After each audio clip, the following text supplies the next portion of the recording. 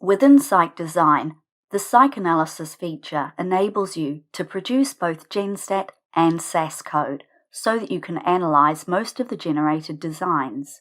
This covers the main design types, such as resolvable and non-resolvable designs, partially replicated and crossover designs. It also includes all of the different treatment structures, namely single factor, factorial, and nested. For a small number of design specifications involving more detailed blocking structures, CycAnalysis will display a message that no analysis code will be produced. The Genstat or SAS code files generated by CycAnalysis are placed in your working directory. You can see the location of the working directory at the bottom of your screen. To change the default location, either click the W icon or select Setup Working Directory. Now click Browse and select a different folder. We can now proceed to construct a design.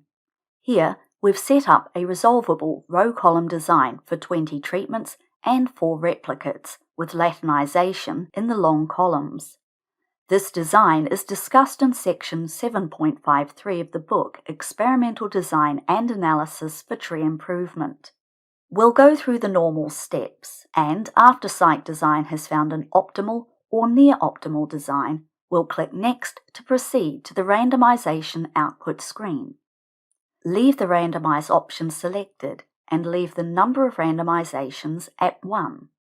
To make it easier to identify the outputs from this session, click Log File and rename the output file to Lattice 4x5. This automatically renames the other generated files as well. Now, the most important bit.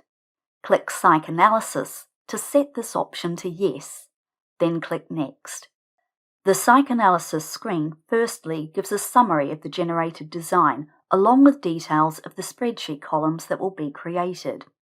Where the design has been Latinized, you can click on the Latinized Layout button to get details of the structure.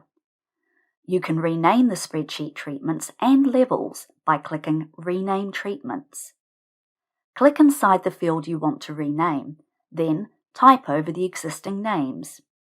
We'll change treatment to genus and level 1 of this factor to Acacia, then click Next. Expand Plot Factor lets you assign more than one subunit within each basic unit or plot. In a forestry trial, for example, a plot may contain 3 trees, and so we can specify this in the spreadsheet. For our example, we won't create any subunits. Rename Blocking Plot Factors lets you rename the blocking factors used in the design. For our resolvable row-column design, the default spreadsheet names are rep, column, and row. We'll leave these as they are. CycAnalysis will generate Genstat or SAS code for our design. You can select which analysis package to use by clicking the Code button. When you click Next, this displays the analysis code in the output and also creates a spreadsheet. To view the spreadsheet, click View, Spreadsheet. This spreadsheet contains a column called Test Data, which is just random data included so that you can run a sample analysis. Note, however, that using random data can sometimes cause Genstat or SAS to fail due to lack of convergence. This is unlikely to occur when real data is available. When you have generated the code and produced the spreadsheet, you can go to your working directory to view the files that have been constructed by CycDesign. Here we have the code file, in this case Genstat code, along with the spreadsheet and other output files. You can run this code file without the need for any changes. I'll double-click the code file to open Genstat, which automatically loads our file.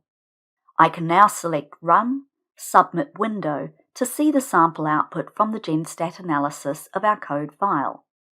As we mentioned at the beginning, for a small number of more involved design constructions, CycAnalysis will display a message that no analysis code is generated, but in such cases, it will still produce a spreadsheet.